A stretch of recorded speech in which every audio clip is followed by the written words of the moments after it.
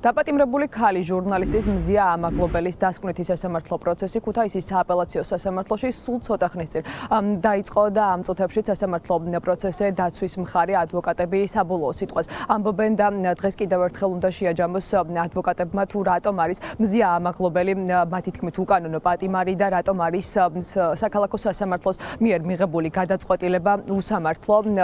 სულ ცოტა ხნის წინ დაიწყო როგორც გითხარით მზია ამაღლობელის სასამართლო პროცესი, რომელსაც თავად მზია ამაღლობელიც ესწრება, თუმცა ამის პარალელურად სააპელაციო სასამართლოს გარეთ მიმდინარეობს აქცია. გამომდინარე იქედან, რომ დღევანდელი სხდომაც ასევე იმ დარბაზში მიმდინარეობს, სადაც სულ რაღაც 24 ადამიანი ეტევა და შესაბამისად მზია ამაღლობელის მხარდამჭერებმა და მეგობრებმა, კოლეგების ნაწილმა ვერ მოახერხა სასამართლო დარბაზში შესვლა და ამიტომ მათ მხარდაჭერის გამოცხადება სწორედ სააპელაციო სასამართლოს მიღმა უწევთ.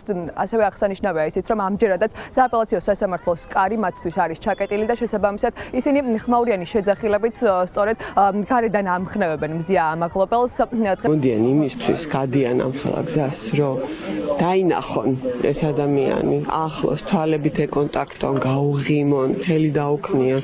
ამის საშუალება მათ არ ეძლევათ.